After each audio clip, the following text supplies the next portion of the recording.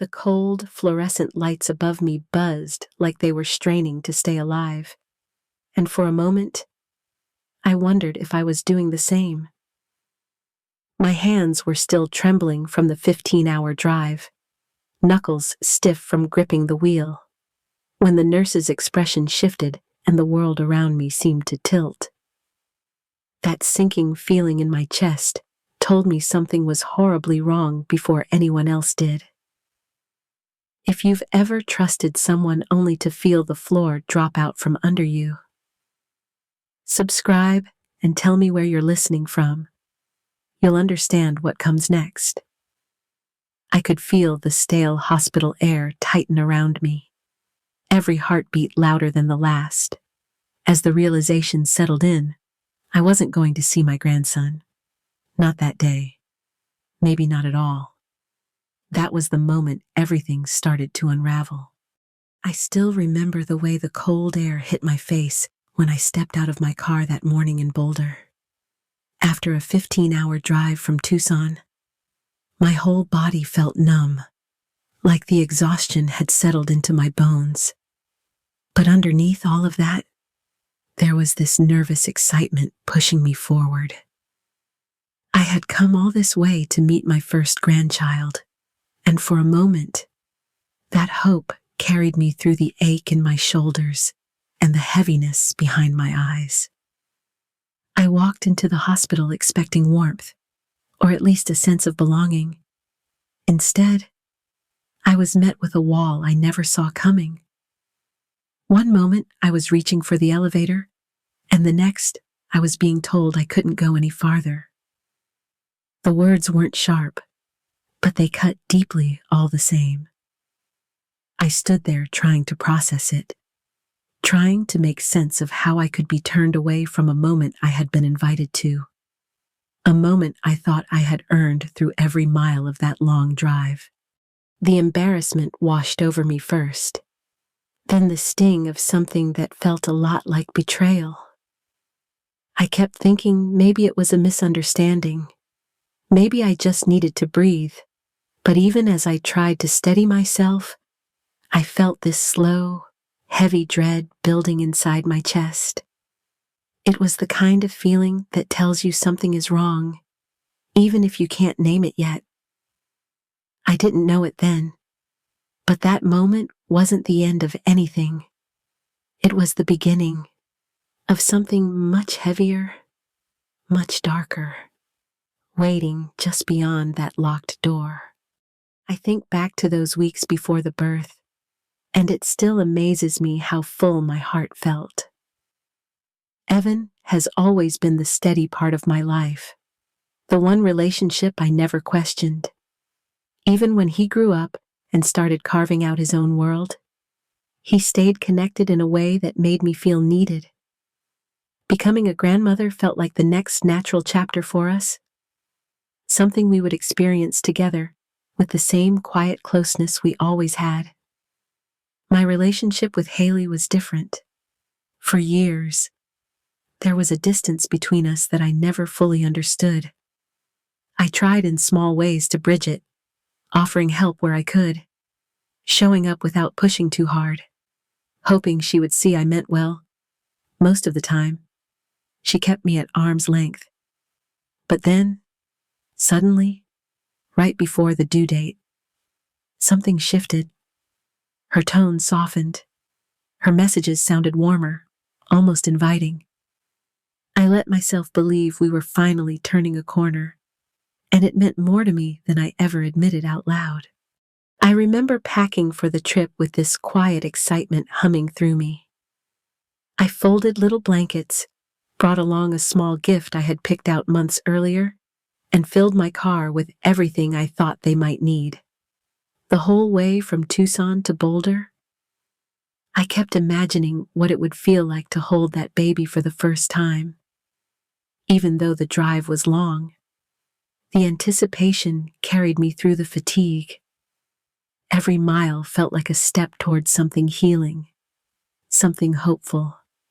But looking back now, there were moments on that road where a faint uneasiness flickered through me, like my heart was whispering a warning I didn't want to hear. If only I had known how quickly that hope would start to unravel. When I walked back into that hotel room after being turned away, it felt like the door closed on more than just the hallway. The silence inside was thick, almost suffocating, and for the first time since leaving Tucson, I felt truly alone. I kept checking my phone, hoping for some kind of update, some reassurance that this was just a misunderstanding. But the hours dragged on, each one heavier than the last, and the quiet started to feel like its own kind of message. When I finally heard that Lucas had been born, the joy I expected didn't arrive the way I thought it would. Instead, it came wrapped in distance, shared in a way that felt hollow and delayed, as if I were a stranger being notified out of obligation. I tried to convince myself it didn't matter, that once I saw him, everything would make sense again. But the longer I sat there in that dim room, the more the excitement faded into something tight and aching inside my chest. After a while, I couldn't take the waiting anymore. I told myself I was being dramatic, that all I needed was to show up again and things would smooth out. So I drove back to the hospital, gripping the steering wheel like it was the only thing keeping me steady. But when I learned they had already been discharged, without a single word to me, something inside me shifted. It wasn't confusion anymore. It wasn't even hurt. It was the first sharp edge of suspicion. The sense that this wasn't an accident, that someone wanted me out of the picture. I drove back to the hotel in a fog, the loneliness settling deeper than before. And even though I didn't know what was coming next, I could feel something building, something that would break open sooner than I was ready for. I was sitting on the edge of the hotel bed, still trying to make sense of everything that had happened, when my phone rang. For a moment, I thought it might be Evan, or maybe someone reaching out with an update that would finally ease the knot in my chest. Instead, it was the hospital billing office. The woman on the line sounded calm, almost routine, while I felt my stomach drop as she explained why she was calling. According to their records, I owed a balance of $2,300 for the delivery. At first, I honestly thought she had the wrong number. I kept replaying her words in my mind, trying to fit them into some kind of logic that made sense. But nothing fit. I hadn't signed anything. I hadn't even been allowed past the lobby. Yet somehow, my name, my address, and my information were listed as the guarantor. Hearing that felt like being pushed underwater, the world muffled and disorienting. When the documents arrived by email, I opened them with shaking hands. Seeing my own name typed across the forms was jarring enough. But the signature, that was what froze me. It looked like someone had studied the way I wrote my name, then tried to mimic it. Not perfectly, but close enough that someone who didn't know me might believe it. That was the moment something shifted inside me. The hurt I'd been carrying since the hospital morphed into something sharper, heavier. This wasn't just thoughtlessness or tension. Someone had made a deliberate decision, and they had used my identity to do it. As I stared at those papers, a cold clarity settled over me. Whatever was happening, this bill wasn't the real issue. It was the first crack in something much larger, something I was just beginning to see the edges of. When the shock of seeing that forged signature finally settled, the part of me that had spent decades working in medical billing started to wake up. I knew how these forms were supposed to look, how information flowed through a system, which fields were optional, and which ones required direct verification. And the more I looked at those documents, the more the inconsistencies stood out like bruises under bright light. It wasn't just the shaky imitation of my signature, It was the timing, the entry points, the authorization trail that didn't match the way any legitimate process should have unfolded. I sat there for a long time, weighing the fear pressing against my ribs, against the simple truth staring back at me. This wasn't going away on its own. So I made the decision to report it. Even saying the word fraud out loud in my mind made my stomach twist. But there was no other explanation. I reached out to the hospital, and walking the investigator through every detail was heavier than I expected. There was something humiliating about explaining how my own information had been used against me. But there was also a strange relief in finally naming what was happening. A few days later, they sent me a set of security stills. The moment I opened them, everything inside me went still. There she was, Haley, sitting at a computer terminal in the admissions area, logged into a system she had no business touching. The image wasn't blurry or vague, it was unmistakable. And as much as it hurt, it also brought a cold, concentrated clarity I hadn't felt before. This wasn't confusion. It wasn't a misunderstanding. It was intentional. From that point on, I cooperated with every question, every follow-up call, every request for information. And with each step, the investigators hinted at pieces that didn't quite add up, patterns that stretched beyond my situation. It was becoming clear that this forged bill might only be the surface of something far larger. By the time I hung up the last call that week, a slow dread had settled over me. I knew the next part wouldn't just test my resolve. It would test the people I loved most. When the investigators began reaching out to Evan, I could feel the shift almost immediately. It wasn't anything he said outright, just the hesitation in his voice, the pauses that seemed too long, the way his questions circled around the edges of doubt. Each one felt like a tiny cut, sharp enough to make me flinch, even if I tried to pretend I didn't feel it. I had always trusted that he knew my character, that he understood who I was at my core. But in those moments, it was painfully clear he was torn, trying to protect his new family, even if it meant pulling away from me. I kept telling myself to stay calm, to be patient, to give him space to sort through everything he'd been thrown into. But inside, it felt like the ground beneath me was shifting. I had spent my whole life pouring love into that boy, teaching him to be kind, to be honest, to stand by the people who had stood by him. And now, hearing that quiet uncertainty in his voice, I couldn't stop the ache that spread through my chest. It felt like watching a door close between us, one I wasn't sure I knew how to reopen. There were moments when anger bubbled up, anger that he didn't instinctively believe me, anger that someone else's influence had come between us. But underneath that was grief, a deep, aching grief for the closeness we once had. Motherhood teaches you to absorb pain without letting it harden you, but this betrayal cut deeper than I expected.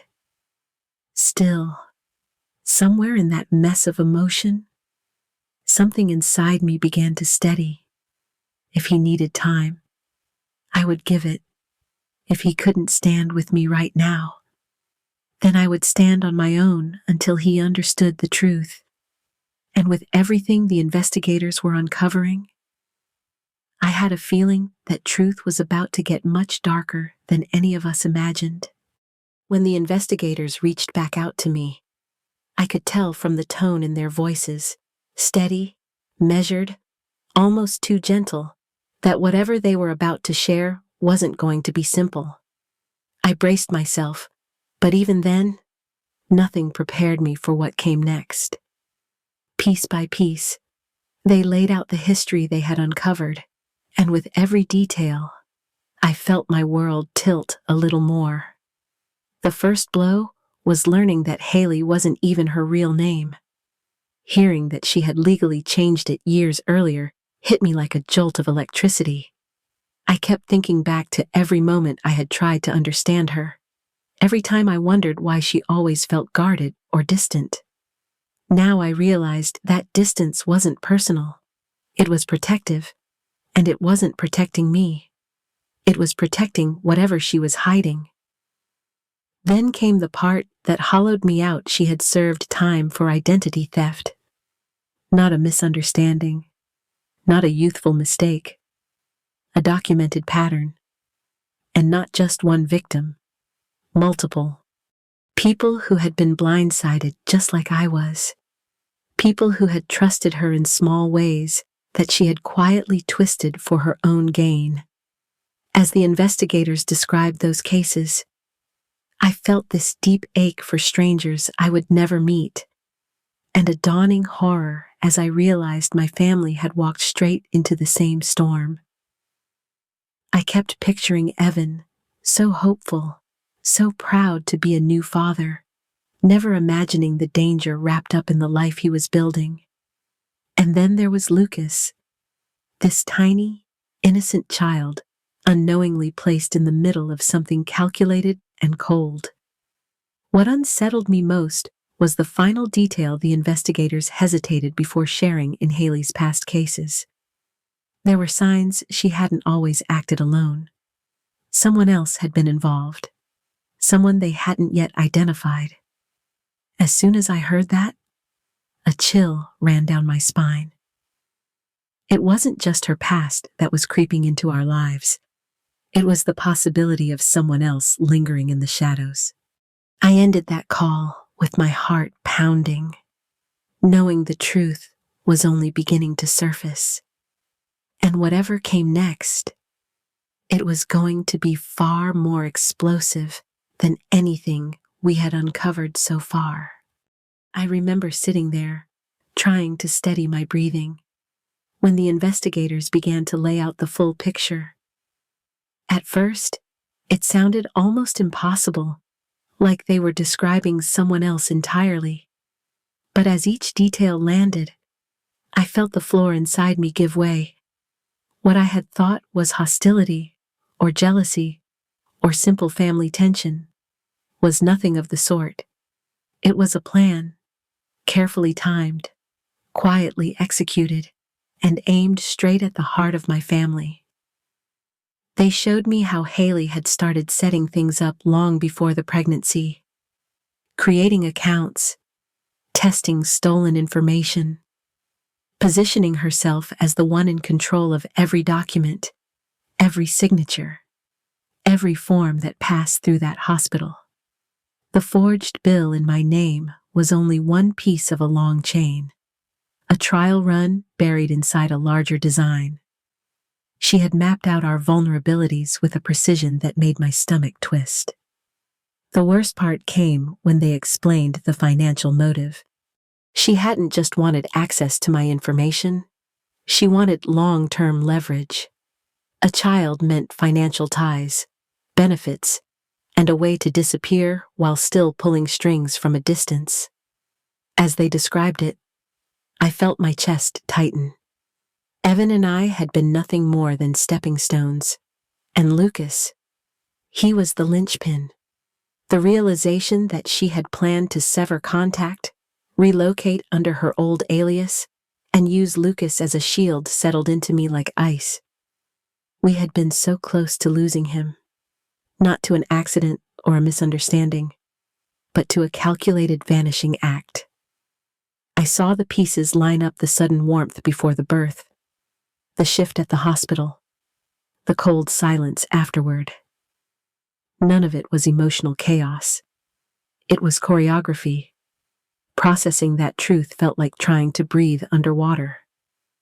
I kept picturing my grandson in the middle of it, unaware of how close he had come to being taken from everyone who loved him. And beneath all the fear, something else began to rise, an urgent, trembling need for justice. As the investigators closed their report, One thought echoed through me with unbearable clarity: this wasn't over. And whatever came next would determine whether any of us could rebuild our lives. When the call came confirming Haley had been taken into custody, I felt my whole body go still. It wasn't joy. It wasn't triumph. It was something quieter, heavier, like a long-held breath finally letting itself go. Justice had arrived, but it came tangled in grief. I kept thinking about how all of this began, with hope, with a new baby, with the belief that our family was growing, not preparing for the wreckage we were now standing in. In the days that followed, I moved through everything with a strange mix of relief and exhaustion. The legal process had its own rhythm, its own demands, and even though I wasn't the one in handcuffs, I felt the weight of every step. I knew she needed to be held accountable.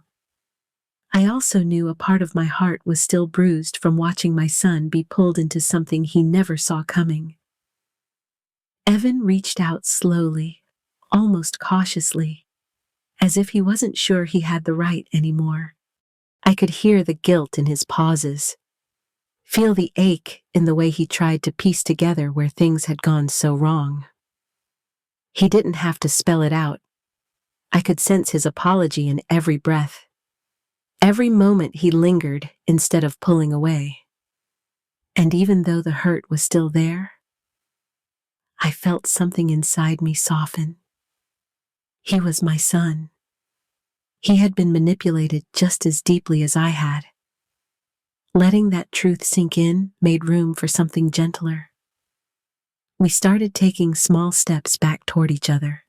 Short visits, quiet conversations, moments where he let me hold Lucas a little longer than before.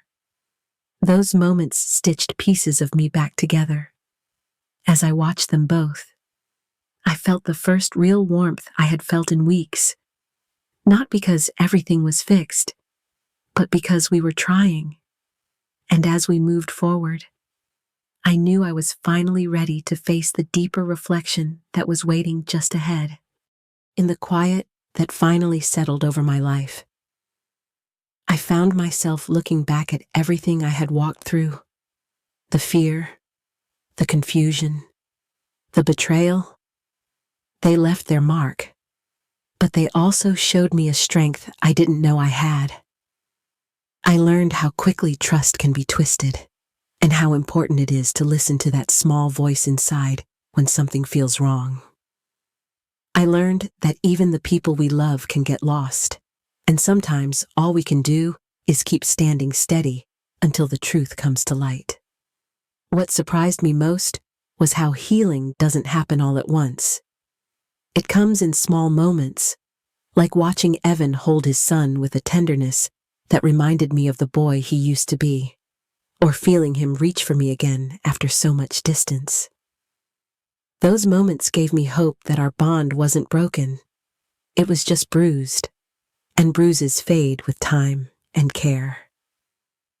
I'm grateful that Lucas is safe, that the storm passed before it swept him into something none of us could undo. And I'm grateful for the reminder that resilience isn't loud. Sometimes it's just choosing to keep going, even when your heart feels heavy. If you've been through anything like this, anything that tested your trust or shook your sense of family, I hope you know you're not alone. I'd love to hear your story, if you're willing to share it. I read every comment, and your voice matters here.